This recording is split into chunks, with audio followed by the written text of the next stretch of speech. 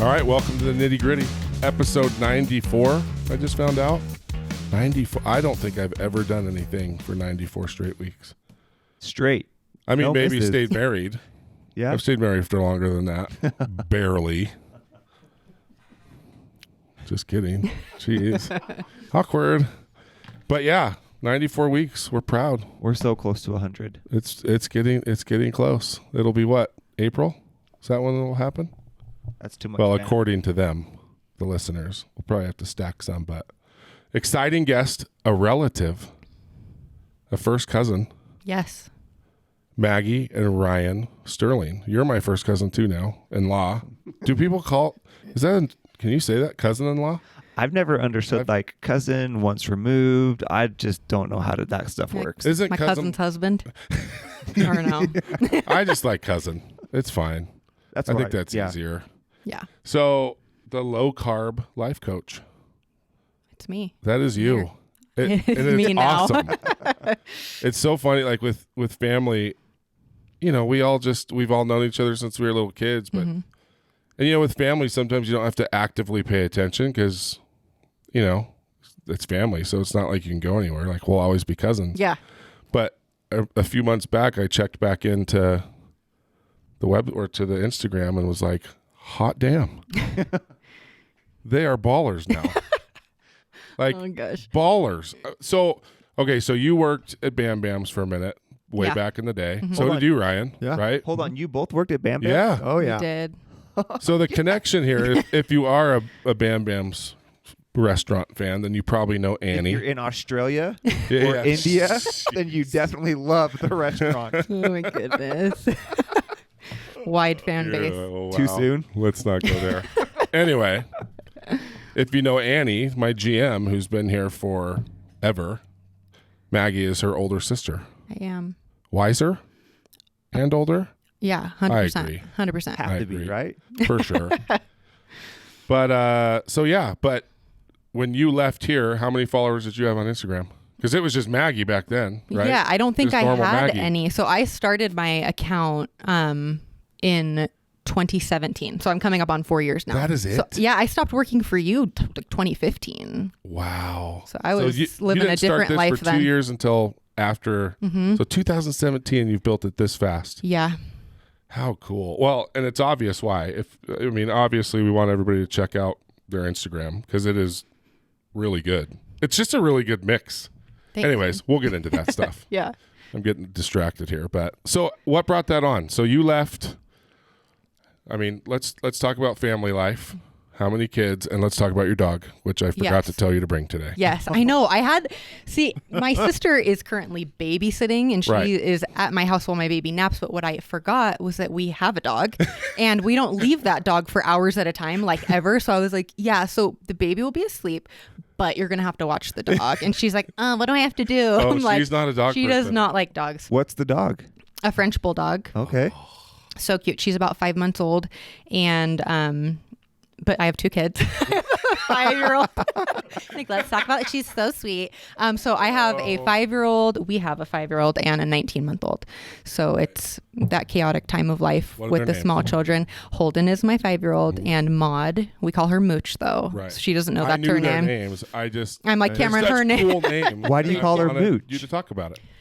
Holden was the one who came up with it. Yeah. Really? Our son called her Sissy Moochie when she was really little. So we started calling her Moochie. So now she gets called Moochie, Moocher, I Mooch. love it. That's like so funny. almost primarily. If we had done that, our second boy would have been named Dewey. Really? Because Cash called him Baby Dewey. Oh my God. His name is Brody, So funny. but Cash called him Baby Dewey. I don't know where it came I love from. the words that little kids say. Like I still call oranges bendinges. That's gosh. how Cohen said orange for years. It's like, hey, do you want a bendinge? Like And it's only still you there. know what it is. Yeah. Because we're at that stage with Mooch where like she'll say stuff and I'm like, okay, I know exactly what but no one else would ever That's so possibly funny. know. We have a journal. Like Ashley's always kept a journal. Like whenever they say something funny like that or Yeah. whatever, it's so fun to look back and see the stuff that they come up with. But no, does Holden still wear hats? No. No. I was always so amazed. This kid would rock like a flat brim fitted Dodger hat all day long. Yeah. Like And, he like, would not not take it off? No. It was so cool. Oh, he's the coolest kid. But Anyways, I love the names. Like Maud, especially, is such a cool name. Yeah. But it looks like it's Mooch now. Yeah, she doesn't. My dad is always like, when are you going to call her real name? I'm scared she's going to be in high school and we're going to be like, Mooch, come over here. I'm like, at some point, I think it will shift, but everybody calls her Let's just that. hope she doesn't ask people for money a lot. I know. Hey, can I Little borrow a quarter? moocher. Little Moocher. Yeah. So what's the dog's name? Her name is Birdie. Oh, dang it. I'm so mad I forgot to tell you to bring her. I know. That would have been fun. It would have been easier on Annie too, but she's doing good. No, it's good for her to be around dogs. And it's also good for my favorite niece to be around dogs because she's already scared of them. Who? Oh, Layla? Yeah. Yeah. She is. She So is scared. As soon as she It's sees the dog ridiculous. exist, she freaks out. That's Annie's fault. It is. So Annie texted me this morning. So Layla, Annie's daughter, your niece, is here Monday, Wednesday, Friday. She crawled out of Annie's office this morning and came and knocked on my door. Shut up. That's how tight we are. Yeah. I was so sad. heard she wasn't loves here. you. She loves me, and I love her. Yeah. Brad. Very, very cool. So, okay, so 2017, we're still just Maggie. And what started this? So we got to back up a little bit more to 2015. So I had Holden in 2015, and after I had him, I had terrible postpartum anxiety and depression, like super bad. And I had tried all the doctors, all the meds, everything I could think of to try to get help, and nothing was working. To the point where I was like placed on an antipsychotic, and I was like, I cannot do this anymore. So I ended up by, I don't know what, getting into a doctor that my friend had used that was kind of like a naturopathic doctor who said that I needed to get off sugar. I was like starting my days off with like a 32-ounce cherry Coke and lime and a sugar cookie from one of those soda shops. I'm not going to like shout them out in that way, but I would go on these walks and I would just stop there and I would get a cookie and a large soda. And I was just like, why am I so anxious all the time? So anyways, I got into this doctor and he told me that I needed to get off sugar and carbs too. And so I started doing that. And within about 2 weeks, my anxiety had like completely subsided. Why sugar and carbs? So his diagnosis for me was that I had like a yeast overgrowth throughout my body, and that he said my body was working so hard to manage all the carbs and sugar that I was eating that I needed to bring that level down so that my body could deal with the anxiety. So it was kind of like a way of taking some of the stress off of my body so that we could deal with. And he did like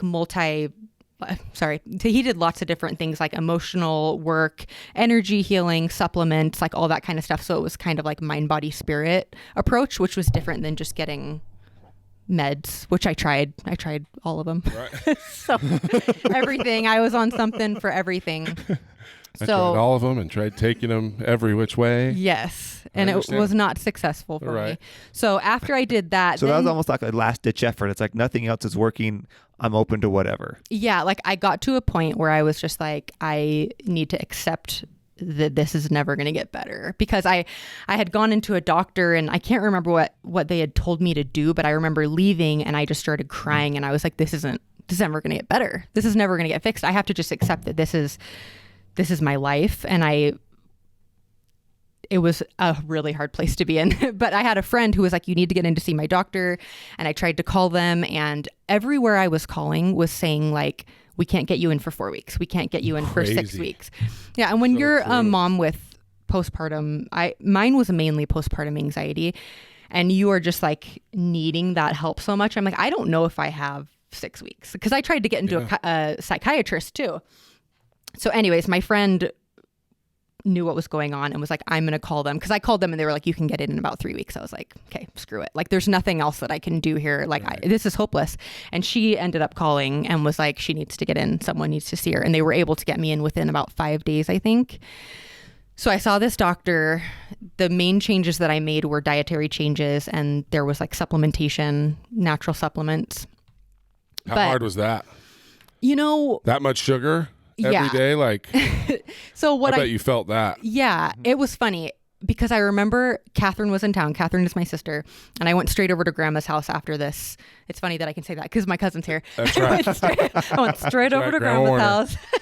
So I went over to Grandma's house, and Catherine was there, and I was like, "Yeah, so my doctor said I have to like stop eating sugar," and I don't know. I think I was just at such a rock bottom that I was like, I was so willing to do anything I needed to do at that point, because the alternative was like, I just wanted to disappear. So I either wanted to disappear or I needed to accept where I was at, because hoping that there was help was fruitless for me. And so that was too painful to where I was like, okay, we just accept where we're at. So I was like, whatever, I'll go see this doctor, but we'll see how it goes. I don't have high hopes. So yeah, to answer your question, it was okay because I was willing to do whatever I had to do. Right. But I do sometimes look back at that point in my life and be like, how did you just be like, okay, we're doing it. My whole diet is fast food and sugar and snacks and eating constantly. And I need to upheave. Am I saying the right word? Uproot all of that and do something completely. That's a good one. My words are escaping me today. It's I woke up okay. at 3:45 this morning for some reason. I have no idea why, so it's catching up with me now. I think that's when I went to bed. Yeah, I had one of those nights last night. You're a night owl. I could not sleep last night. Yeah. But yeah, anyway. Yeah. So anyways, that's why my words aren't working. Had you ever had any type of anxiety or depression previous to that, or was this all new to you? No, I had struggled with anxiety and depression since I was about 15. Okay. So I had been in therapy, out of therapy, on meds, off meds. It had been a cycle that I kind of went through every couple years, where once I felt like I was in a really deep hole, I would get on meds to get out of that hole. Okay. Then I would get off the meds because I didn't like how they made me feel. But there was something about postpartum anxiety and depression that was like, I mean, it didn't touch anything I had ever experienced. I constantly felt like I was being pushed off a building. That was how the anxiety felt in my body. This is kind of, our last guest was McKenna, right? Mm-hmm. McKenna Brown. So she started a thing called the Wonder Woman Journal, and it all spawned from really bad postpartum. Yeah. She drove to a facility and checked herself in because she didn't know what was going to happen. Like it is a very, very scary place to be in, and it feels very alone, very lonely. You know, he was always seeing me crying and stuff, and like, right. But there's no way to convey how bad it is. Well, and that's not really you either. Like, you're pretty tough. Yeah. You know what I mean? Yeah. And I was used to being depressed. Like, I had planned for that. Like, right. I'm like, I'll probably get postpartum depression, but it was on a level that was just terrifying. It was terrifying. See, I'm adding that to the list. What? Like, proof that this was God's first world that he created. Oh gosh. Ankles, shoulders, postpartum depression, menstruation. Yeah. There's just a lot of things like, really? Was that necessary? I have a list like that as well. Childbirth. Okay, I did a home birth. I gave birth to my baby in my bedroom, and I'm like, gosh. Is there a reason this has to hurt so bad? This is how people get here, right? We couldn't have made it like enjoyable or... Yeah, I've got a list like that too. I've got some questions. Yeah. That's all I got to say. So, Ryan, as the husband watching this happen, like, I've always wondered, like, how, like, I don't know, because there's nothing worse than seeing someone you love in pain, hurting, not happy, and not being able to do anything, right? And so, like, while she was going through this, like, what was that like on you? I mean, yeah, as men, we don't really know what we can do. It's so hard to empathize too. We just don't know. It's like as if birthing a child wasn't hard enough. It's like, then now you have to go through this. Yeah. How can I help you? Right. That's really all you can do. Yeah. I don't really remember any specifics as far as. He held it down though. Yeah, I would really. He's been good at that. But you weren't new to me getting depressed either. Right. Like that wasn't a brand new experience for him. Yeah, so there was some experience. So you guys have kind of you'd learned more or less how to manage it previously, right? Yeah, I was always really honest with him. Like, I would always get honest when it was bad. So these two are like homies too. That's like, I have a lot of respect for your guys' marriage. Thanks, dude. Seriously, you guys are like best friends. You're kind of like perfect for each other. Thanks. And so that had to be hard because like, you guys are your favorite people to hang out with. Like, that had to be hard. And like, Maggie doesn't pull punches. Like, if she doesn't like you, she'll tell you. I'm a straight shooter. I imagine I'm a straight shooter. That's right. So I imagine it's like, shut up, Ryan, I hate you. I mean, maybe mostly get to just there, sad, mostly just crying. Lots of sleeping. But yeah, lots of sleeping. I mean, he just stepped in though. 100% he stepped in. He's always been that way though. See, and we kind of heard the same thing about Scott Brown last week, McKenna's husband. Like, and I think that's just as important of a topic to talk about when we talk about postpartum depression or any of these challenges. You know, it's good to kind of know how to be. Mm-hmm. You know, we've got to kind of learn so we can empathize and be there. And from what it sounds like, a lot of it is just like maintain your calm and just be there. Yeah, for sure. Don't try to fix it. Like it's not like, it's all about the nail. It's not the greatest nail in the marriage video of all time. Have you seen that? I don't think I've seen it. No. Oh, so awesome. It's so fun. You have to send it to me. This lady's got a nail in her forehead and they're sitting on the couch and she's like, my head hurts so bad. The husband's like, well, I can fix this. Like, let me take the nail out. It's not about the nail. Like, she just wanted to talk, right? Yeah. Like, we want to fix it. Like, no, you literally have a nail in your forehead. I can take that out and it'll be gone. You don't understand. It is. It's a really funny You'll have to commercial. send it to me. Yeah, it's pretty funny. But it sounds like that's kind of the best way to be, right? Just be there and stay mellow. I don't think there's a right way to show up in that situation. I think there's a wrong way, though. I was Right? I was just thinking, like, I know that, like, not everybody is as lucky as I did listen to that last podcast that you guys did. Where the husband will step up and where it doesn't be like, what the hell is wrong? What has happened here? What this isn't, and let's not act like having your first baby isn't hard enough. Like, everything is new, everything. You don't know what you're doing. You don't know what is right. And then you have a wife who, like, I remember I would be like feeding the baby and he'd walk in from work and I would just be bawling over the baby and I would hand him the baby. I would go in my bedroom. I would close the door. Like, do you think that's what he wanted to walk home to? Like, walk in from work to? But he just took it like a champ. Damn, was what like, you want, Ryan. He stayed up. He, That's awesome. we were able to navigate it a lot differently with the second baby because we realized that I went downhill very quickly because I wasn't getting sleep. We lived in such a small place too that I couldn't escape the baby cries. And so I was never sleeping. And that just, what is it about baby expedited. cries? Like the There's anxiety nothing like level. It's like in your DNA. Seriously. Respond to it. It's wild what it does. Yeah. Even like watching a TV show, like you hear like a newborn cry. Yeah. Like I just get anxiety. It's a special trigger. Yeah. It really. Like I'm not a newborn guy. Like I love babies, but I'm not a newborn guy. Yeah. Like I remember I walked in after we were done having kids and my sister had a baby and I was like, oh my gosh, do I have to take this home? I was like, no, I don't. This one's not for me, right? Good. Okay, we're doing I'll okay. hold any newborn in the world. Like I love it. But you're right. There's a difference between holding them and holding them at living with 2:30 them. in the morning. Yeah. It's totally because the thing's robbing like your life. I mean, it's making my wife pissed and cry and waking us up. Like it's so tough. It's a good shakeup. It That's is. a very gentle way to put it. It It's rocked totally my world. It's a shakeup. Yeah. And so but no, I think it's so good that we all talk about this because, McKenna said the same thing. It's just, there's so many women that don't, if they don't suffer silently. Yeah. And if they don't, I guess the one upside to your story is that you understood depression. Also. Yeah, I had a history of it. What if I didn't know what to even look for? I would be like, something is wrong with me. Yeah. Like, no, like me as a mom, me as like a And mother. there's like, shame and judgment that follows that. Yeah. You don't even know where to go for help. I knew plenty of places to go for help. I mean, it wasn't super helpful, but I knew you need to use your resources. Yeah. Now. Like So you need to delicious. call. And swig.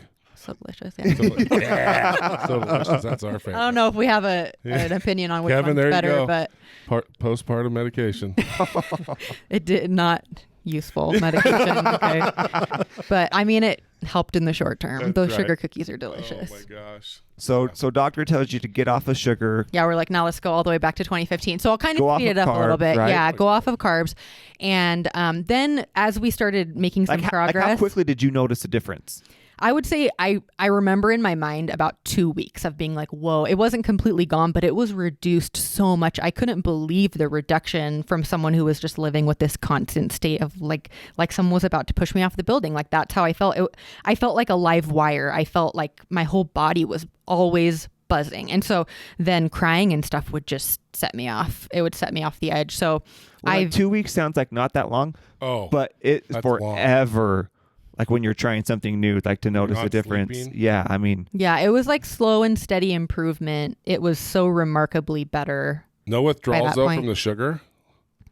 Like No. did the good outweigh that? So you didn't really Yeah, no, I just started Interesting. feeling so much better. I know that a lot of people, like especially when they're transitioning to keto, they go through that like keto flu stuff, like the detox aspect of it. But no, I think I was in such a terrible place that the improvement was so notable that like that's what I was focusing on. I was like, oh my gosh, this is really working. I cannot believe it. Because before I saw him, I was like, I had given up like hope that there was going to be anything that could make my life better. Like, this is where we're at. This is our life. It's time to accept it. Can we say his name, the doctor? Give him Yeah, it was Dr. Anderson. Uh-huh. I would have to look up. He started working at a different place, but he's up in Midvale, I think. Midvale? Yeah. Man, might have to call Dr. Anderson. I mean, be pretty cool to talk to, because you had already seen doctors. You'd already tried. Yeah, all the I even think I medications. did get in with a psychiatrist, yes. the ones that can prescribe medication, and they just wanted to put me on more antidepressants. And I'm like, I'm not new to, like, this isn't my first rodeo. For like, sure. I've been on all of those things. Well, and postpartum depression, I mean, at least from what I can tell, is just a whole nother level. Like, I would imagine that the normal medication just doesn't do it. Well, I think because for it's a lot such a of people it stronger. helps. Really? Yeah, but it is different. Like, as someone who struggled with that for 15 years before postpartum, like, I would just think the it was so different. the Like, that it would chemicals be are so so much different. Like yeah. right after giving birth to a child. well, because hormones would be at play as well. I would, Right. it wouldn't be just like serotonin and stuff. It would Right. be like all Right. everything rebalancing out. So I think it's a special cocktail of hell. It was so bad. I'm glad we can laugh now, because I was not laughing in 2015. But so I got off all the sugar, and then we got to a point where, like, he does muscle testing, which chiropractors do. Yeah. So he did muscle testing as a way to figure out what I needed, what supplements, Sorry, what's how muscle much. testing? It's Interesting. like, so there are ways that you can ask the body questions, Okay. and psychiatrists, chiropractors, thank you, do it by like seeing how long your legs are. Like, it's the muscles in your body and how they react when you ask them questions, and they can ask the questions out loud or in their mind. Like, that's like when we get into the woo-woo energy side of it. Hold on. What? Okay, so it's called applied kinesiology. Okay. And so, like, you know what it looks like, right? So if I held my hand out like this and I said, my name is Betty, and Ryan pushed on it, my muscle would respond weak. That's not a true statement. But if you say, my name is Maggie, and I know, guys, it's super, the muscle test I'm strong. into this stuff. I don't care. I know. I genuinely totally curious am about too. So that's the way. So I would lay on a table and have my arm out, and he would ask me questions and test for stuff. And when it would go weak, it would show, I don't know, that it wasn't what I needed or that it was what I needed. However, it's so this set is up. something that just chiropractors do. No, I mean, he did it. Like, have you ever heard of emotion code or like Simply Healed? Like these what is it called? Energy healing techniques. They use muscle testing mostly to figure out where the misalignments are in your body, in your energy field. So I know it sounds crazy. Pretty woo-woo. It's super Yeah. woo-woo, It but is not woo-woo. when you think But of I've a gone to a chiropractor. Reiki lady Yeah. a few times, Yeah. and it was amazing. Well, no, I asked that question because if someone wanted to do it, like, how do you find someone who does muscle testing? You know? Yeah, anyone who's doing any kind of like body emotion code, energy code, any of those kind of things, they're using muscle testing as a way to Google to check find in. somebody. Oh, Do you ever meet somebody depends doing on those little what like bowls? They'll sound know. bowls. Just ask They've got a them. sound ball. They know where you can go for energy healing. Just like ask Or Sadie. if someone's smoking weed, Just ask Sadie. they might know. Yeah. Sadie would know. No, it's amazing. I mean, I've gone to this woman, Melissa, a few times, and it's crazy. Like the Reiki, like energy healing stuff. Yeah. You totally go in there just like, this is a bunch of crazy, but holy crap. I mean, it's like they're staring into your soul. Yeah. And you've never even met them before. It's pretty amazing what they can do. And so and I mean, you can't argue the results for you, right? And I think this is the difference for me is when I went to these, what would you call them? Western doctors. Right. When you went to the normal doctors, what they're looking for is, okay, you have anxiety. Okay, you can't sleep. Okay, whatever, right? These are all symptoms of what I'm experiencing. So what they do is they give you a medication to deal with your symptom, but we're never getting to the root cause. So when I saw this doctor, he was very upfront that what we're doing is we're not going to try to fix your anxiety. We need to fix the root cause of what is causing the anxiety. And so being able to tap into my body and figure out what is going on and what supplements I need and how many times I need to take them a day and how many I need to take. He was doing all that, testing my body. So well, it's like the that's DNA what I like. thing. Like I've got one of those this guy did this whole DNA test thing on me, and it tells you like what foods react a certain way. Like all of our genetics are so different that you can't just throw a pill at a bunch of people and expect to have similar results. It's got to be different. And so Anyway, I mean, it makes total sense to me. It's just another way to get there. But I feel like with a lot of things with doctors, it's just kind of trial and error. Like, let's try this. Yeah. Oh, you didn't like the side effect of that? I guess. Oh, you wanted to like jump off a cliff? Like, okay, well, that's maybe a problem. We'll you know what I mean? Yeah. Like, if you have suicidal thoughts, call me. Yeah, exactly. Kind of Jeez. There's That's trade-offs. exactly what I'm going to do. Seriously. Call my doc. Yeah. Yeah, there's a note in his, in the person's pocket. It's like, the coroner calls the doctor, like, hey, he told me to call if you started feeling like it's sad. It's crazy, and so, but a lot of people don't really know where. I feel like people are starting to open up to the more holistic approach. Well, I think people are being more open in general to it's just finding them, talking about even challenges. Like. It's becoming more normal to hear someone openly talk about postpartum depression as opposed to just, It was shameful in the past. And like, because you don't want to be seen as like less than a mother who can just have babies and keep popping them out and like they are not fazed by anything. And you're over there like, how do I take care of this thing? I cannot believe I have to do this another day. I cannot believe I have to get, and then you're living your life for bedtime and nap time. Just when can I get a break from this? No, that's not fulfilling for anybody doing anything in your life. Well, I would almost say it's worse here too. Just because there's an expectation. Yeah. You know what I mean? And everybody wants to live up, maybe a little more shame or a little more natural to feel shame here. But it's so cool that people are willing to talk about it now because that's it. Because both of you have said you just kind of suffer in silence, like you and McKenna. Mm-hmm. And it is kind of hard. A lot of people, I don't think we're wired to ask for help. I think we're all kind of wired to like tough it out.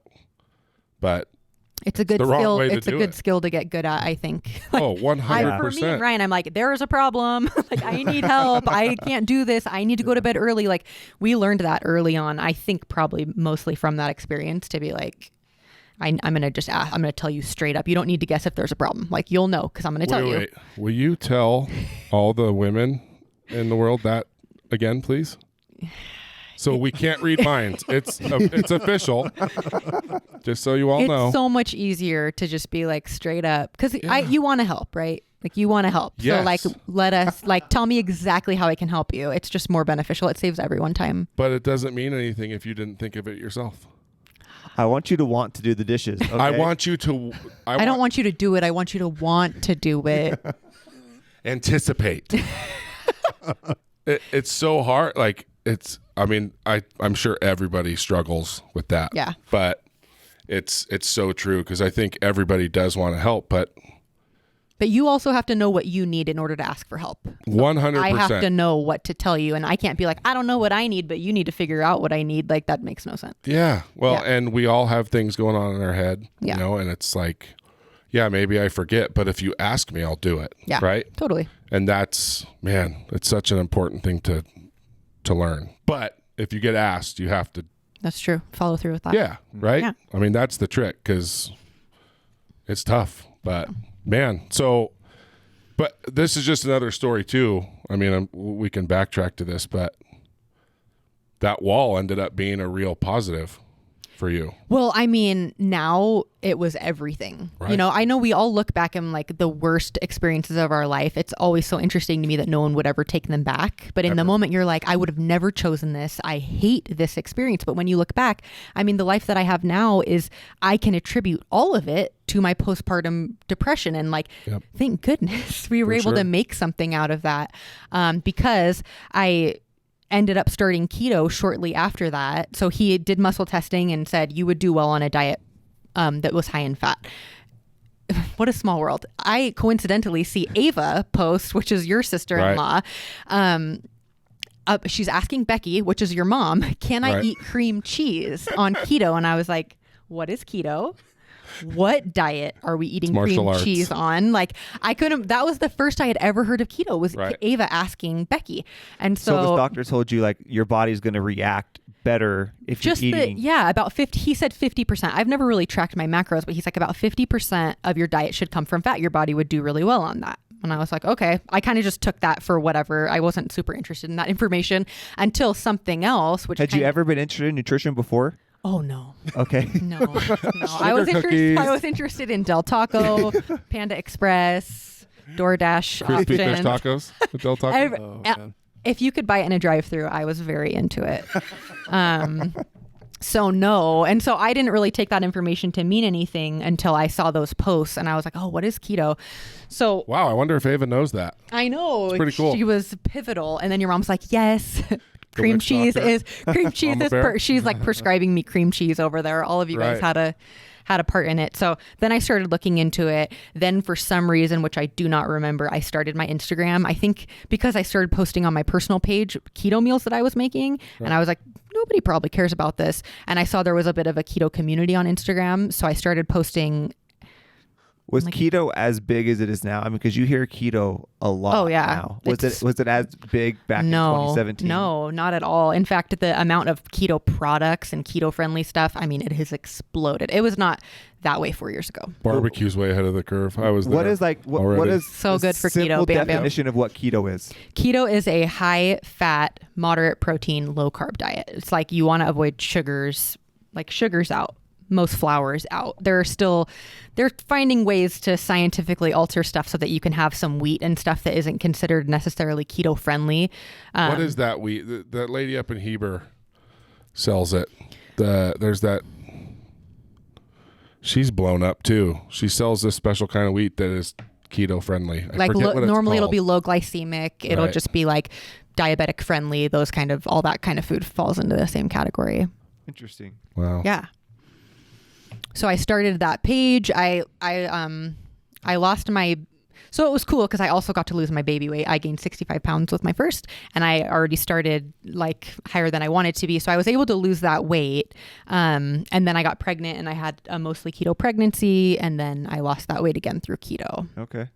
So your doctor didn't say keto. He just said a high fat. Weird, huh? In fact, he's not a huge proponent for keto either. Like when I would go, he'd be like, like sweet potatoes are good. And and sweet potatoes aren't bad, but I don't like sweet potatoes. I don't like bananas. Like keto works really well for me. I do miss corn. I do miss peas, but I can have them. It's not a big deal. There's not peas? particularly. I don't know if I've ever heard somebody say that before. That they love peas? Yeah. Like I miss peas. Interesting. You hate peas. Trash. Trash. No, I love peas. Wow. And no corn. Corn. I love corn too. Interesting. Yeah. Corn just doesn't digest. Like corn is, let's just save that for the gasoline. Yeah. You know what I mean?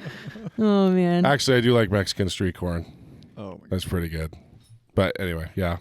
So you kind of had to puzzle that together yourself or piece that together yourself. He just said high fat. Yeah. And so I found a diet that was high fat. I started, but the thing is with keto, the main reason why I've stuck to keto as long as I have is because of the mental health benefits I experienced. So as soon as I started keto and you get like fat adapted, you get into ketosis, you experience this like mental clarity and focus. And you've been in ketosis, right? Have you been in ketosis? Keto was hard. You don't know what it is? But yes, I have. No, because I just hear friends talk about I'm almost in ketosis. I'm like, will you shut up? It's a unicorn state. Just shut up. I don't know what you're talking about. And they're just peeing on those sticks and they're like, please, so close. Like it makes no sense to me. They just kept talking about ketosis. I was like, cool. I'm happy for you, dude. Yeah. So ketosis basically means that your body makes the shift from using glucose for energy to fat for energy. So it'll start utilizing your own fat stores for energy, and that will be your primary source of fuel that you use for energy. And it has a longer shelf life. It burns slower. Whereas glucose, if you're eating carbs and starchy carbs all the time, you're getting a constant like insulin spike, and your blood glucose is going to be higher. And so you burn through that energy faster. So that's why keto provides this really sustained energy and focus and mental clarity that like it's so hard to describe to somebody who's never experienced it because it is magic. So bad breath though. Is there like yes, that is true. Ketosis. There's a legit way to like measure to see if you are in it. It's not just like this, oh, I'm in it. Like yes. So you can use a blood meter, which sounds really intense to people who are like outside of the keto world, but I like test my blood ketones every single day. Right. Because it's just same as like diabetics, feedback. right? It's just a little like just to see how food affects you and like what you're doing, what kind of effect it's having on you. And then there are pee strips, but they're not as accurate. And plus, who wants to pee on a strip? I mean, I'd much rather do the blood thing. Vibes, which I don't want to. Yeah. So like how long does it take? Like once you start eating keto, how long does it take normally to get to ketosis? How long does it last? Does it last as long as you maintain the diet? So it's about, you just want to maintain 20 or less net carbs a day, and it'll take you like 5 to 7 days to get into ketosis. But like the magic happens like 2 weeks to 30 days of being keto. Okay. And so for me, that was the reason why it stuck for so long. That's why I decided to create a business out of it. That's why, like you were saying, you guys have done this podcast for 94 episodes. Like that was what keto and my Instagram showed me. I had never been consistent with anything or following through with anything or doing anything consistently. And keto was such a beautiful thing for me to find because it made me feel so good that I was excited to show up every day. I was excited to share what I was doing, what I was cooking, what I was learning. So yeah. So like when you're in it and you have a bad day and you go outside of the bound, do you lose it? Do you got to start all over again? He's like so worried. His eyes are so big. I'm curious. Do you lose the ketosis? But like, yeah, you do. Like you can, if you eat too much sugar or carbs, you can get kicked out of ketosis.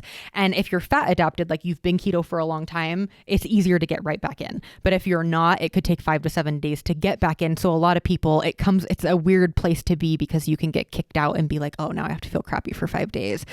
And crappy is just in comparison to how bomb you feel when you're in ketosis. So like once you're used to living at that level of like how that feels day in and day out, it's hard to feel different than that. I hate being out of ketosis. It's drama, right, Ryan? So, yeah. It's so drama for him. I'm like, oh, I'm just trying to get back keto. I'm just trying to get back keto. I'm just trying to get into ketosis. And Ryan's like, if you say that one more time, but I just love it. I just feel so good. So Ryan, are you as strict as she is with this? As of late, I mean, yeah, pretty much. It's great because it gets rid of your cravings. It's probably the easiest diet I've ever followed. Once you get into ketosis and get fat adapted, it's hard to get there. Cruising. Though. What does fat adapted mean? It's when your body actually makes that switch. Okay. So in between, it's going to keep switching from like burning the glucose in your body to burning fat. But it's when it makes that permanent switch that it's like it uses your fat for fuel and it prioritizes the fat you put in your body for fuel. Yeah. Interesting. Yeah. Yeah, it's a beautiful thing. I used to have like a pretty bad sweet tooth, and it's just like those cravings just magically go away. Interesting. It's worth it to get past the funkiness of the first 7 days because it's just cruising after that. Like most diets are pretty miserable to follow, but that's why we do. You can diet however you want. There's many ways to lose weight, but there's just a lot of side benefits to the keto diet that just make it kind of a breeze once you're in it. I mean, ultimately, the only thing that works is what you're going to do. Sustainable. Right? For sure.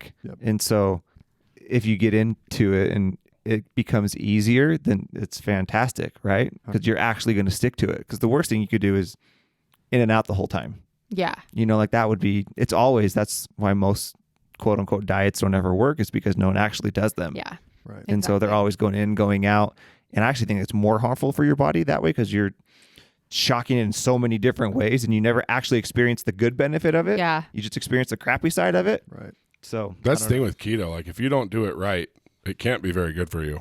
You know what I mean? if you're at all partnering this high fat diet with like French fries and stuff that's high in carbs and high in fat, like, yeah, it's not going to be good. Like that's that genetic thing I got. I always really struggled with keto, but it was interesting when I got that profile back, it said like, I am genetically like not compatible for high fat. Interesting. Diet. Like it said I should be like 25% fat. Yeah. Like, is that what macros are? That's kind of what it is, right? Mm-hmm.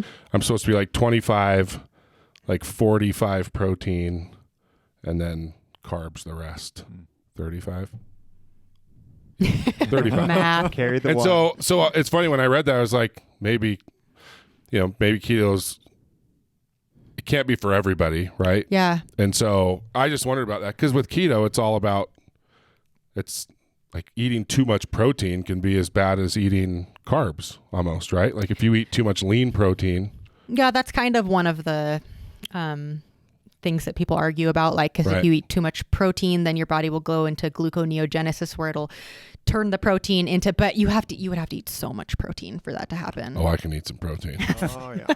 No, but it's true. Like the fatty meats, like I love eggs, like the fattier meats are what I like better anyway. Yeah. So it wasn't for me, it was just hard because I just found myself eating the same things over and over just because I was so used to like quick and convenient. Yeah. And obviously I get a little sick of barbecue because I'm here every day. Yeah. But, the resource, you look at your Instagram and you just realize how many things you can make that are keto friendly that look amazing. Yeah. That's the hard part though. Like Well, the you kinda prep have to has to go know. into it. Yeah, like I go through stages where I'm like, I want to be creative, I want to make new stuff, I want to be on Pinterest, and then I go other times where I'm just like, give me a slice of cheese, I will put tuna in it, and I will eat that. Like Right. it's See, that so was me. It's about like being fluid with what, like going with the flow when it comes to like, what do I need right now? And that's kind of when you're talking about like, is it the right thing for everybody? Like I mostly work with clients who like, they know that they want to follow keto, but Right. they're having a hard time with the sustainability of it because they're just like, I don't know, I get bored, or my husband doesn't eat keto, or, you know, they have all these reasons why they don't think it's sustainable. So we like work on the mindset aspect of that. But I do think it's so important to know like, what do I need for this to go for the, like if I want to be doing, maybe it's not keto, maybe it is low carb forever. Most people aren't Right. like looking to add sugar back into their life at any time after they've Right. really permanently But it's taken it terpenoid out. sugar. It's fine. Oh my gosh. So just knowing what do you need? Do you need more variety? Do you need to find takeout options that work? Because the truth is some people start keto and they eat kind of dirty keto, and it's like not super 100%. clean ingredients, but it gets you into ketosis. It gets you feeling better. And I have found that this process just unfolds in time. And all of a sudden you're like, I think I'm going to get cleaner meat. Like, I think I'm going to eat a little bit less dairy. I think I'm going to stop doing the keto replacements, the substitutes Right. that are kind of garbagey, you know, like the tortillas and like That's a stuff great like point. that. The substitute thing. You're always just looking to make a keto version of what you ate before. Yeah. And what you ate before is probably not, you shouldn't be eating pizza. That doesn't matter if maybe it's not cauliflower as crust. That's not true. often. Don't say that. Yeah, listen, I know. I love a good cauliflower crust pizza though. I mean, they are getting better at it. They Let's are. say That's the good thing. And there are a lot of companies that are coming out with really clean products that are very useful for people because ease is important. You know, you just need to know when to switch it up, when you need to try something new. And otherwise, yeah, you'll get into the point where you're like, do I have to eat brisket every day? Like, I know I stay in please no. ketosis, but what if I don't? Please no. You know, yes, you could, and you'll stay in ketosis and you might feel good, but a lot of people start claiming that keto isn't working when really like something you're doing is not Oh, working. 100%. And we need to identify. And I'm not calling you out Oh, personally. no. I'm like, you were eating too much brisket. I can diagnose you I with a life promise coach right I now. was doing it wrong. Like Yeah. I got, like my trainer would just always say, like, if you would just give me like one hardcore, like 3 to 4 week session. So because it's what you said earlier, like you've got to get fat adapted I or beg whatever. my clients to get to that point. Yeah, I'm like, because you then have to she's see like, it. look, if you want a bowl of rice at 1 or 2 in the afternoon, like in the dead middle of the day, like you can do that. You can make it work. Like, because your body will just flip right back to it, but you have to get it there for an extended period of time first.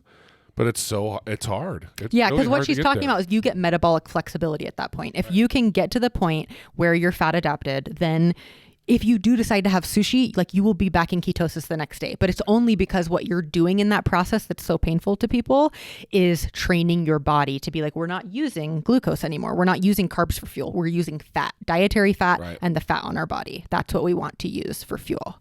So it's magic. And I beg people, I'm like, if you have never gotten to that point where you're like, I am a unicorn, I can do everything, I could fly right now off of this building, then you have not been in ketosis before. Adderall That's why used your to do friends that are for all me. talking about it.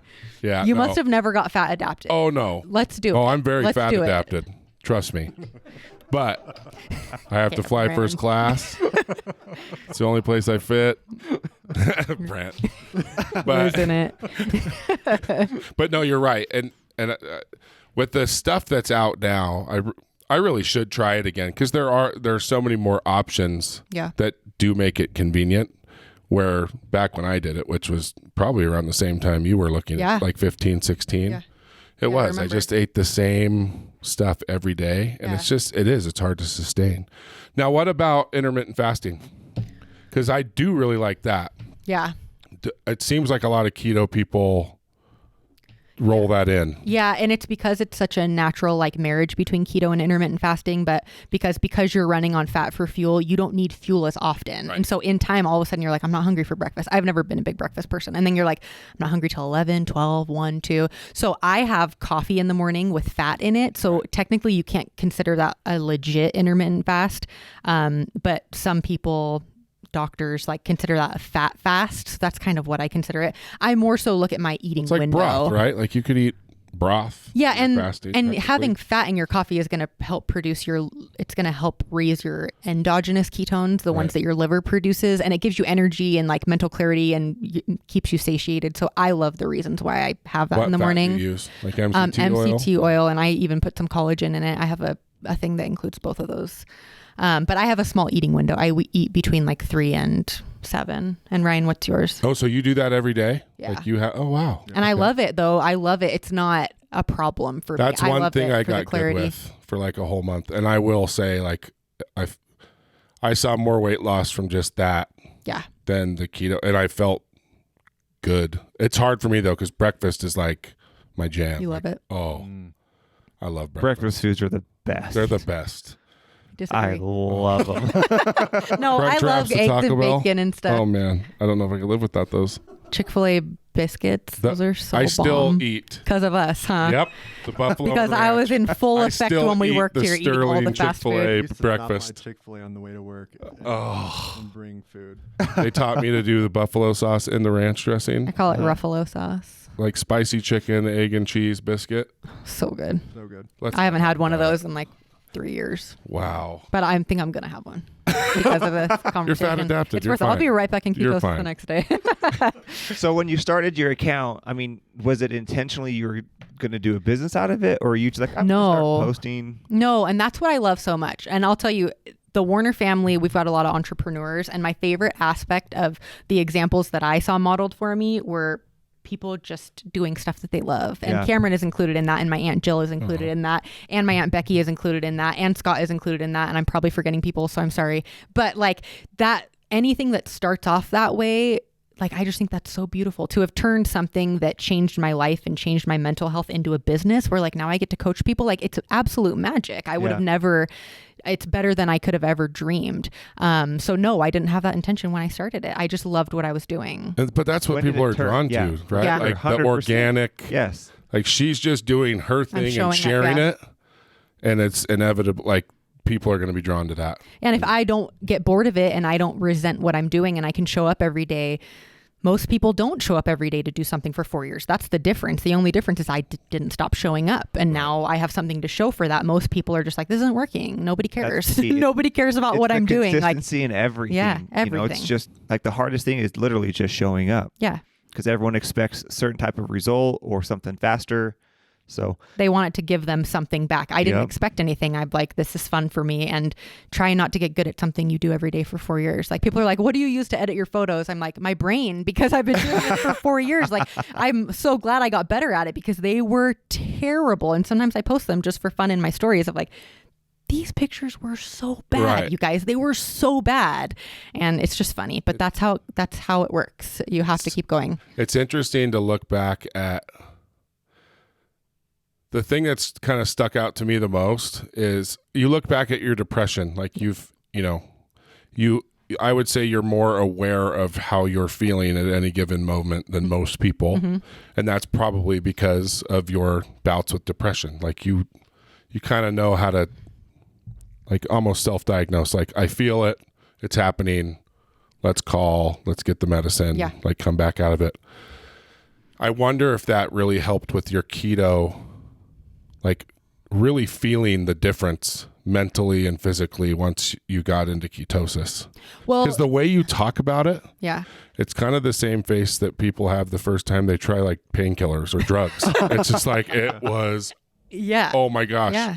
It, I think of the scene in Limitless, like when he swallows the pill and then it just shows like everything firing. And That is my brain. You know what I mean? Like, on any given day. Yeah. but are you more aware of that because of what you had been through before than most people? So you like when you felt that, you really could grab onto it because you're like, this is good. Well, embarrassingly enough, I used to post on Facebook when I would have good days and when those days would be sequential, like when I would have 2 good days in a row. So I was able to flip that on its head. I used to have 30 terrible days and 1 good day, and that good day was so remarkable that now it's flipped on its head that when I have a bad day, I'm like, what's going on? So yeah, I was more aware of that for sure, like because I just was sad and depressed all the time. So if I have the option to buy what I eat to completely change how I show up in my life, in my business, in my relationships, for my clients, like it's a no-brainer. It's a no-brainer for me. I don't care about the cinnamon rolls, and I can have a cinnamon roll every once in a while, but the trade-off is I used to eat because I was so sad. Like I used to eat and have the sugar because I was so drained in my life. I hated everything I was doing. I was just so unfulfilled that now it's like it's a no-brainer. Like the pleasure and joy that I get from sugar and eating for enjoyment doesn't touch the pleasure and joy I get from the life that I created by just eating something different. And so what I tell people when I share my story is that it started on the physical level. Like it started by what I ate. But then once I was able to kind of get out of that fog and get out of that hole, then I was able to address the mindset aspect of it. And the thought, like that's what I walk my clients through is the like emotional health, because we're eating instead of feeling stressed and restless and bored, and like we use food as a buffer from that. So as soon as I was able to like clear things up in my body, my brain got more clear. But unfortunately, then I was left with all the BS in my brain, and I had to adjust. I had to address all of that and my beliefs about myself and how I used to hide and lie and, all these things I was doing that I needed to now address those mindset. She was a rebellious child. I was a rebellious adult as well. That's what makes you interesting. That's what I've got. It's a story. Fun. Yeah. It's a great story. So have you noticed that it's helped with your depression and anxiety? So I do not deal with that anymore. Okay. Like almost at all. I do, if I go off of keto though, however, which can kind of bum me out. If I do go off keto, if I eat too much sugar, my anxiety rises. That's it. That's the only time that it does, unless there's like a real actual, and I'd like to save my worry and concern for things that require worry and concern. We spend a lot of time worrying about fake stuff, which I used to just worry about all the possibilities of what could possibly go wrong. Now I reserve that for actual problems. Yeah. That's it. That's funny because that's totally true. I worry about stuff that matters. Yeah, like I just say that I spent years worrying about stuff that didn't exist. Like, so now, as long as I keep my diet in check, as long as I, get coached, do my own self-coaching, pay attention to how I'm feeling, show up and question the thoughts and the beliefs that do not serve me, choose on purpose to be intentional with my day and my life. A lot of us are living from a place where we don't decide anything ahead of time. We don't decide anything on purpose. True. We don't wake up and make decisions. We wake up and we react to all of our circumstances thinking. And so I had to switch from that victim role to, okay, I got to take this power back a little bit until I take all responsibility for my feelings and how I show up in my life. So keto was the gateway that got me to, okay, now we got to deal with all the mind BS and all the stuff you believe about yourself. It's so interesting how different things get us to that point. Yeah. Like everyone has a different version of what happened for you. It was this. That's so interesting that like the diet, like keto, that's what got you there. Yeah. And thank goodness. That's really interesting. Yeah. And also I just can't believe it. I can't believe this whole time, like I've just been shocked at how when I look back, I'm like, all of this stuff was happening behind the scenes somehow. Like, I don't know how I ended up here, but I also have to show up and take accountability for all the hard work that I did as well. It's easy to be like, I think that someone was just looking out. Like, no, I had to do some hard crap. You know, like I had to show up and do a lot of hard work, and I had to take a hard look at what I was responsible for. But also I leave room for like the magic of life where like I couldn't have planned this better. And I'm so glad that I didn't give up in that period of life and be like, this is my life. It'll never get better. There's nothing, I'm not meant for anything more. I'm glad that I dug so deep and was like, we're going to figure this out. And then once we do, we're going to help other people figure it out. So it's been a real full circle moment. Was there a point during this journey, specifically on like growing your business Instagram account, where you noticed the shift from I'm doing this for fun to where it's going to be a business, and you almost were like, I don't know that I want to go down that path? Actually, I always knew that I wanted to help people. Okay. I just never knew how that was going to show up. And it was, my biggest fear was that I was going to die before I figured it out. 100%. Like, I will die before I ever figure out what this is, because it was always deep inside of me about how do you help people when your life is such a mess. Yeah. So my life was such a mess, but I had this desire to serve. But I'm like, figure it out, Maggie, before you do that.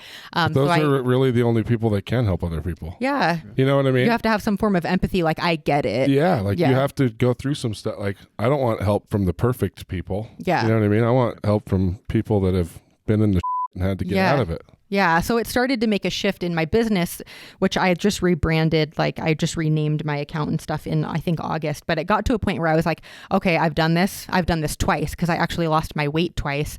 I've done the mind work. I've changed the way that my life looked in 2015 is completely different to the way that it looks now. It's completely different.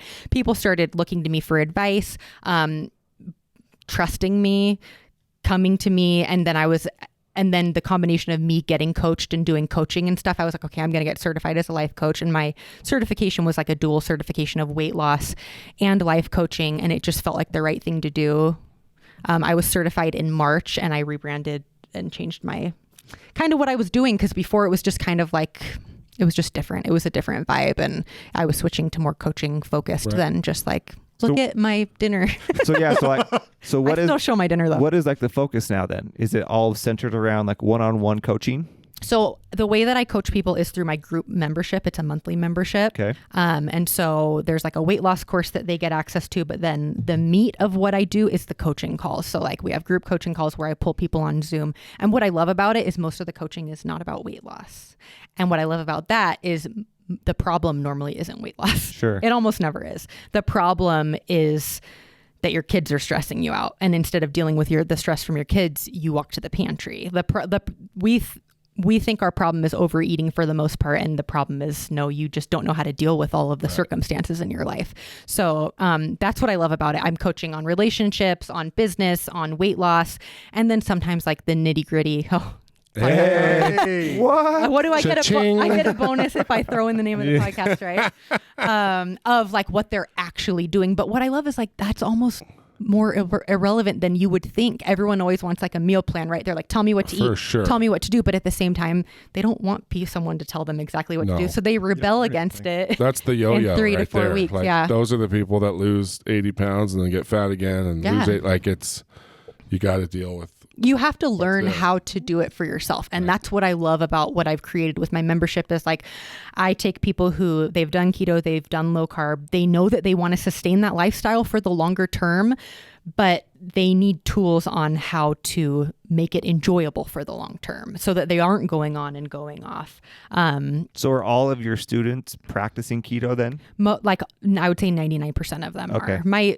What I teach is not specific to keto, but it's just what I'm so passionate about. And I just feel like fat adaptation and getting rid of sugar is like so core to any healthy diet. 100%. You need a keto ranch. What? You need a keto ranch. Like a barbecue keto sauce. retreat. Oh, Not ranch dressing. well, we're talking about it. Well, it's so funny. I'm listening to all this, and it's like, of course, every time we talk about stuff like this, it's just looking in the mirror, right? Yeah. Like, it's so hard because obviously I always try to figure out, like, okay, why am I eating like this? Why am I like this? Like, I think for me, a lot of it is just like physical pain now. Like, I feel like I've dealt with a lot of the internal stuff, lots of therapy and all that, but like everything hurts, like all the sports injuries. And I should just switch to alcohol. No? Oh, okay. Andrew gave me a Nobody look. does anything. So I won't do that. We're like, no, I'm just kidding. But food is medicine. Like that's 100%. One thing I've noticed lately, and this, I'm kind of going off on a tangent, but I just like to keep it real on here. But lately I've noticed, like, if I'm watching something, if they eat spaghetti in the show, like 30 minutes later, I start looking for spaghetti. And then I just put that together like a week ago or 2 weeks ago that I'm like, wait, I'm craving what I'm seeing on TV. Yeah, our minds are very, very powerful. That is in not way. good. Yeah. Like, it's crazy. And you know what I've been watching lately? Like, Gordon Ramsay's like my hero. Yeah. Like, I swear, whenever anybody asks me, like, how did you know how to open a restaurant? I'm like, Kitchen Nightmares. Like, Gordon Ramsay. Yeah. But I've been watching those damn shows. That is not a good thing to watch at night if you're addicted to food, right? Yeah. But I was just thinking, like, so my mom, who you mentioned earlier, Camp Wander is her Instagram. There's a little plug because she's awesome. And very similar to your story. Oh, I guess my story too, your story, Andrew. It's whenever I go to her house in Star Valley, like, she's so far away from everything, I don't even think about food. Yeah. Like, I always lose like 15 pounds if I spend 3 or 4 days at her house. When you go visit? Yeah. It's crazy. And it's like, once all that stuff's not even an option, it's not, I don't even have withdrawal. I don't care. Like, I'm busy. I'm outside. I'm getting sun and I'm having fun in the snow and, hiking even. Like, so I'm just like, how cool would it be to have like a place where we could go get into ketosis? A keto Not ranch. a carb in sight. Right? You're eating eggs, bacon, and you're just, cheese. and you're outside, fresh air, do that. hiking, biking, like whatever. But you're there with coaches. It's a retreat. It is a retreat, right? Are we going into business together right now? It might not be a bad idea. Is this Shark because Tank? Let's come up with a name. It's all about, it's kind of like a detox, like for like somebody who goes to rehab. Totally. That's what they're doing. They're going to get away from. Does this exist? It seems like for the keto world, like this would be a really popular thing. Well, how long does it take to get into ketosis if Here's you go the thing. hardcore, like right off the bat? Like 5 to 7 days. Yeah. Right. That's But what here's I'm saying. here's my take on that. I want my clients to not feel like they have to escape Well, the food. You know what I mean? okay. Like that's true, but getting out- but you think about how you felt when you felt it. yeah. How do we get to the point, like, if you just come here, I can show you what it feels like, and then maybe you will be less drawn to that stuff when you go back, because we will get you in real, true ketosis. Because I don't know if I've ever felt it. Yeah. I don't think I've ever. What's the number? What? The little blood numbers. Like Like I had 0.5 and like above. Yeah. 0.5. See, I never got over like a 0.6 or 7. Yeah. I That mean, was, that's like, the in best I ketosis, ever but got. it's not super deep. Yeah. And so, The anyway. lower the better, that number? Higher. No, higher. You want higher. it 0.5 or above. And so I just kind of wonder, like, if you had 2 weeks where it is just kind of like a little detox, you do some life coaching, you get into ketosis, Not a bad idea. you teach people how to, like, here's some easy stuff you can do at home to maintain it. And you Yeah. do it in Costa Rica. That would be even better. Bali. Anyway, Always I wanted just, to go like, to we have Bali. so many beautiful places nearby that, I don't know, I think it might be kind of cool. Like, retreats are a really popular thing. Yeah. But man, if you could go on a retreat and come out of it in ketosis, feeling, It's so funny. Like, you're leaving here fat adapted. Okay. Yeah, You will well, be here for or at 8 to least 10 knowing what that feels like. Yeah. Because it is really hard for a lot of people to do it on their own. You could charge Sometimes so much you money. do. Yeah. Sometimes you need a Balloon reset like that. Yeah.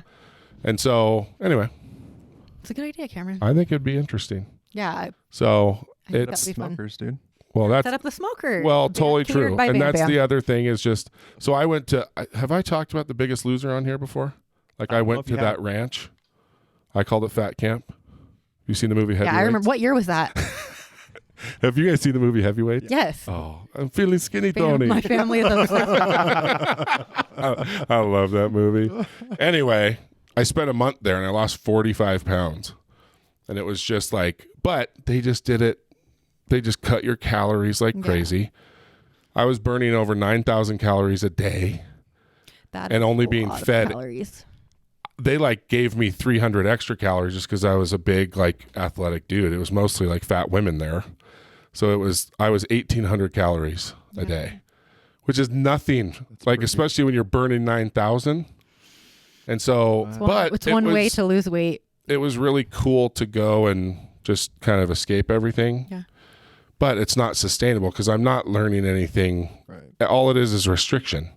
They just want to send you home with a result. Yeah. They don't want to send you home like fixed. When you don't have the Right. tools to upkeep that, that's why Right. one of the main focuses of the work that I do is like, you need to know what to do when it's not working. You need to know For what sure. to do to make it work. You need to know how to motivate yourself. You have to learn to take accountability for your choices. And so many of us are just like, give me a meal plan. Just tell me what to eat. And it's like, okay, but what about after the meal plan? You Yeah. won't know what foods feel good in your body, like what eating window feels good to you. That's all so personal that the one size fits all, where it's like, we're just going to make you For burn sure. 9,000 calories. It's just like, I'll lose weight, but None of it's sustainable. yeah, and the weight loss isn't exactly what you want. And if It's you not lose the the weight, point. but you're miserable when you've lost that weight, what Yeah. did we even do? So that's Right. it. You have to be losing the weight, but you have to learn to love yourself all the way down the scale, is what I'm always telling my clients. Like, you can't have one without the other, or you will lose the weight and you will be miserable, and then you'll think it's a you problem because you Right. thought the weight was the problem. The weight isn't the problem. It's how you speak to yourself. It's your relationship with yourself. And for most of us, we need to rebuild that. Depending on how long we've been at this, we have to build that trust back up with ourselves. She just wrote the brochure. for the ranch. Yep. Listen, why do we have And call it Keto Ranch. why? Yeah, And you could actually make a ranch dressing. that's right. We could. I thought you were talking about ranch, which I would like We to do love say ranch in that this family. my keto brain was like, first of all, ranch is keto, and second of all, Right. you need to make a sugar-free barbecue sauce for this I've restaurant. actually done it. This is very serious. I've done it with xylitol, okay, and it worked pretty good. I just need to do it. I still have a 50-pound bag of xylitol in the back right now, but you know, it's interesting because we have like Danny Deaton, right? Like he specializes in, why can't I think Addiction of the word? recovery. Addiction recovery, but like kind of the intervention, right? Like helping the family with the families. addict. Like it's focused more on like the family of the addict, not necessarily the addict. okay. Like, why don't we treat food like that? You know what I mean? Yeah. Because for a lot of people, it is their drug of choice. Yeah. So, you know, the whole like rehab, retreat, whatever we want to call it idea, like it would be awesome to go to that Biggest Loser thing and not have to freaking hike 16 miles a day. Okay, so no hikes at the ranch. And no, hikes are fine, but they were using exercise and calorie restriction to get a result. well, and that's such like, the you old could way lose- of thinking. it is. It's so outdated But now man, that. what if you did go on a few hikes, did some yoga, So right? you mean add some self-love in But there? we're Yeah. talking like life coaching and group sessions, and Yeah. but that's kind of what rehab is. Like Yeah. you do come back with tools Yeah. other than just detoxing. Yeah, it's about dealing with the emotional aspect of it. And I think we spend too much time focusing on the overeating and the eating being the problem when the eating, again, like we talked about earlier, Totally right. is the symptom. Why are you eating? Like that's what Well, people have and- to ask themselves. And to feel that good at a place like that and then get a big barbecue meal at night, Oh, like dude. not some almonds and some lettuce. And some boiled chicken for you, Oh, good extra hell. boiled chicken. I wanted Salt to go and back pepper. in that kitchen. That's why I love it. and I'm just like, I start can eat punching people. cheese and lose weight. Like this is Yeah. a dream. This is a Yeah. dream. Yeah. Hey, It's I think so much we're more on to something. satiating. I think people need to have something like that. KetoRanch.com is available. It is. No one's sitting on it. How much? We need to hurry. 30,000. We got to lock it down before this airs. Oh my Keto Ranch. Oh my Anyway, goodness. call me. I'll be your first client at Keto Ranch. So right now is most of your work now done with the coaching then? Yeah, that's Okay. the way that I mostly do all my coaching. And then, we have coaching calls, and then it's just like a supportive community of women who are like, they've tried everything, and they've tried the meal plans, and they've tried the challenges, and they've tried the 30-day whatever. And it's just like, it works for a little bit, and then they get these results that aren't sustainable. And then they feel like, again, like there's a problem with them. Like, Is it they can't mainly figure it women? out. Yeah. Yeah. So it is women in my membership Okay. that I coach. And then how do they find you? Is it all through Instagram? Yeah, so you can go to my Instagram, which is at Low Carb Life Coach, but for my membership, the website is vibewithmaggie.com because it's called Vibe Club. That's my membership. I love it. Because- VibeClub.com was 50,000. We didn't get to tell you guys that part of the story. I'm like, we know about people sitting on those domains. Ryan's like, how bad do we need it? Wait. Hold on. Let's hold off on that for a little bit. That's what they wanted was 50 G's for that? VibeClub.com, yeah. I just found one that was asking 150 grand for it. Yeah. It's no What joke. I was looking for. It's no joke. Oh my gosh. That's insane. Yeah, people maybe are we'll get assholes. it, in a couple years. But for right now, if you want to vibe with Maggie, you can go to Do Vibe Club vibewithmaggie.com. XXL. Yeah. So I Right. bet it's available. I could get us some sketchy place. To be honest. There's only 2 X's, Maggie. XXXL. So It's totally available. Just not .xx. there's one thing, and this is me knowing Maggie, like her being family. I'm going to ask Ryan this question, and I don't want to get you in trouble. But there's something that I really want to talk about. What was Maggie like in 2015? Like, what was her day normally? Just a lot of sleeping, a lot of getting up and snacking on Doritos. But she wasn't much different than she is now, just suppressed. Right. Like who I was as a person wasn't different, but everything I did was See, different. I've always Like she was just muted. and very I've always you're naturally an introverted person, right? Yes. And that's the other thing, like just seeing your Annie's still kind of like this. Like you'll invite her to go do something and she's just like, I'm just going to be at home. You know what I mean? Like it's funny to see like all this, just the way that you carry yourself on your social media. Like you've just kind of, I hate the word bloomed? Have I? I was going to say bloomed? blossomed. She's blossomed. But I mean, it's Watching you a blossom over the last totally 5 years. different person. Yeah, it is. Like, and I mean it in the most complimentary way possible. It's crazy to see the difference between, because this is probably the first time you and I have sat down and talked to each other for for an extended period of time for a few years since Right. Bam Bams. Yeah. And holy crap, it's incredible. Thanks, dude. I mean, really, it's so crazy to see the difference. Yeah. And so, I mean, it's such a testament to what you're doing. Yeah. And it's like, the whole time I'm sitting here like, I got to give this another shot. Because I mean, I've recommitted you. what a change. Yeah. And it's amazing. I'm gonna invite you to Keto Ranch. I'm going to invite you to Keto Ranch, bitch. Okay. I own half of that. All right. I'm going to be the brochure person. It'll be me, and then you're going to open it, and it'll be like me again. It's like, that's the same guy. My life was changed at gonna open Keto one- Ranch. It's not a trifold anymore. It's just one fold. No, but it's amazing. Thanks. And so I appreciate it. It's really, really cool. And Ryan, like, you're shredded now. A little bit. Like, you're buff. If you guys want to see a great video, watch the spotting video on their Instagram, Oh, yeah. where Maggie has to spot Ryan doing some incline bench. She didn't know I was recording. Wait, she didn't? I No. was set up. No, don't you see my eyes at the very end? See him walk to the camera, and then I look at the camera like, oh, you were recording. Oh, that's really funny. So good. Yeah. But how has it changed? So Ryan, I mean, we've talked so much with Maggie, but how's it changed you? Like, how are you different kind of seeing all of this and being involved? Because I mean, we'll call it, without this sounding insulting, like the brains behind the opera. Like, we've seen this a lot, like with Todd and Susie, for example. Like Ryan, he knows photography. He can build websites. Like he's a very technically talented person. So like, you're not doing your other, like you've quit your other job and you guys are doing this full time now, Not right? quite, but I have an exit plan for sure. Wow. I love it. I think it's so rad. It's amazing. It's you get the taste of not trading time for money and Wow. not answering to somebody anymore, and you're like, well, I can't go back. It would be really hard to go back. You know? Like, really hard. Impossible. Oh man. So I mean, yeah, that's really what's driving me these days, and I definitely do have. I work in tech, but I mean, it's allowed you to quit your job and build your Instagram, but there's definitely an exit plan for sure. And I mean but it's cool because I imagine for you, because I feel you're a pretty creative person. Yeah.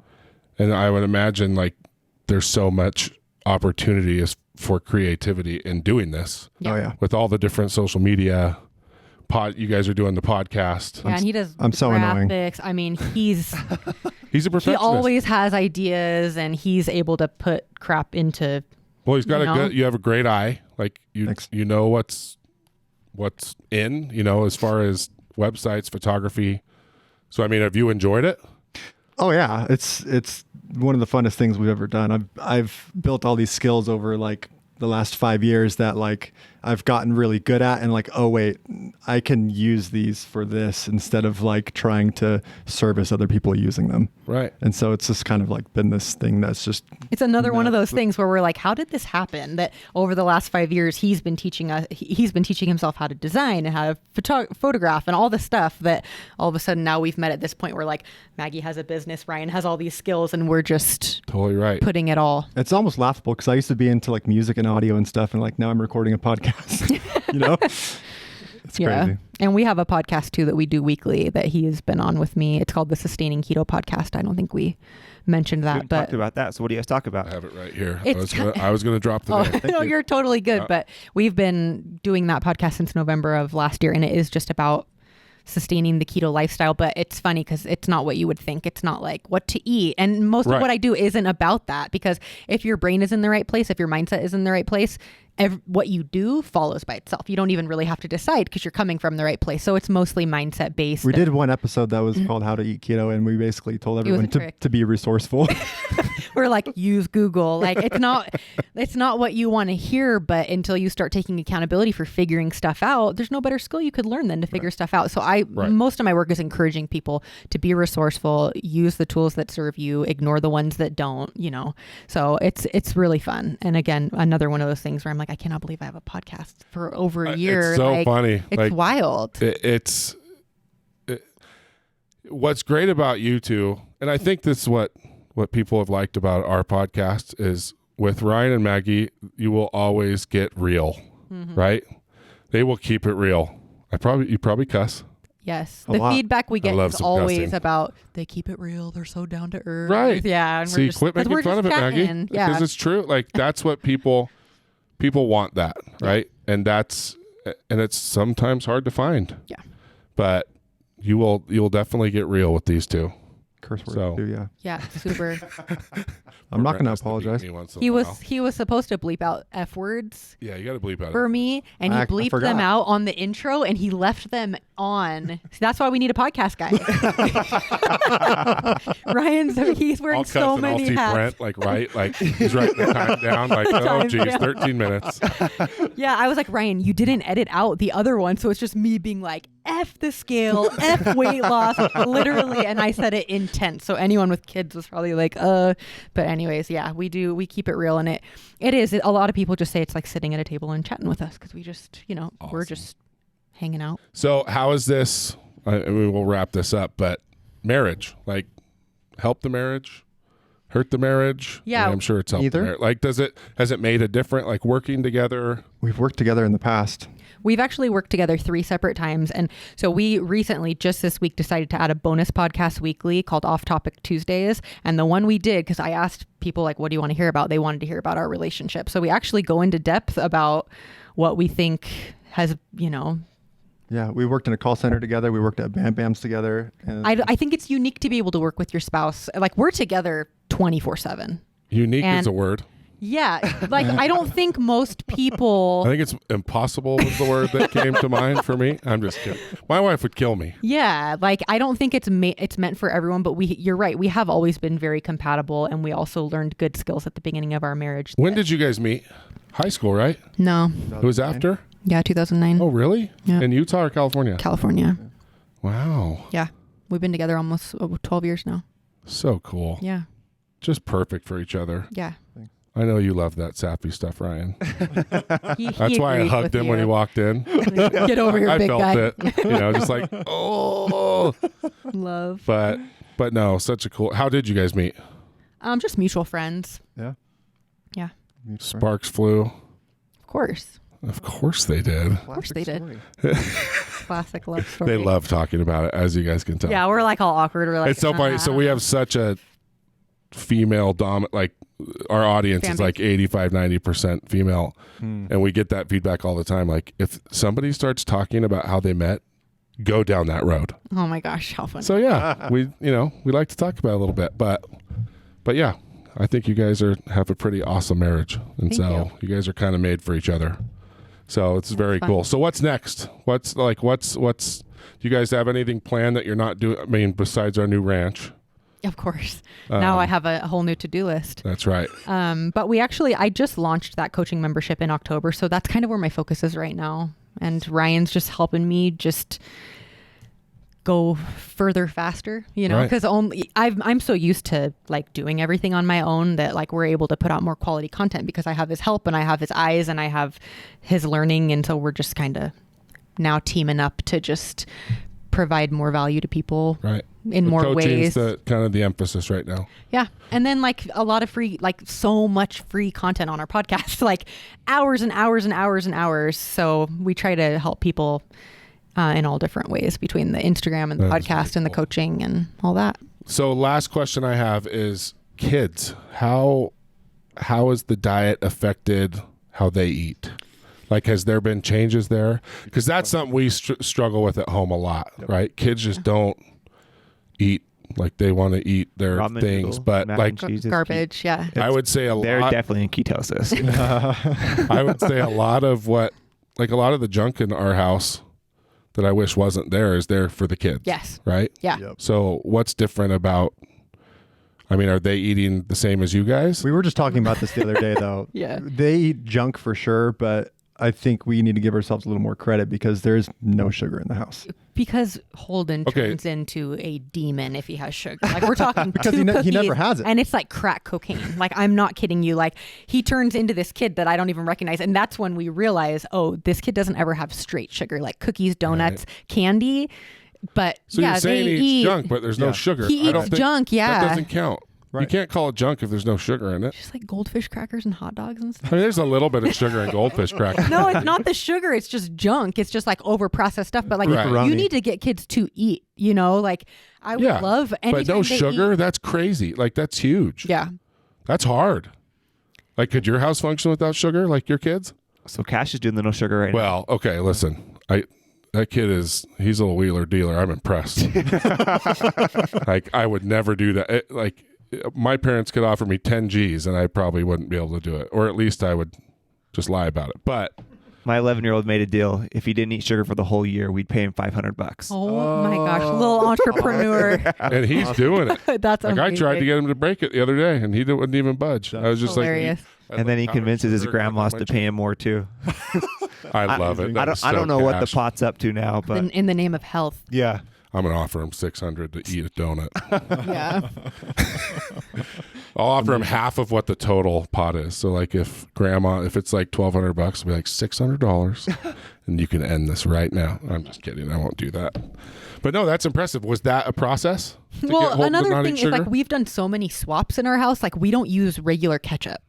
Right. We don't have like, I mean, not that kids his age drink soda, but like we don't have sugar soda. Like there's so much stuff that like we just don't have in the house. But when it comes to like eating, anytime they eat anything keto, I'm like thrilled. Right. You know, like meatloaf the other day or like salmon. My baby will like salmon. Like I always feel proud, but it's not the norm. They're eating chicken nuggets and mac and cheese. But I mean, not having sugar, like, because I think that's important for the adults too, right? Yeah. Like, man, if there's Captain Crunch in the cabinet, I'm going to eat it. Yeah.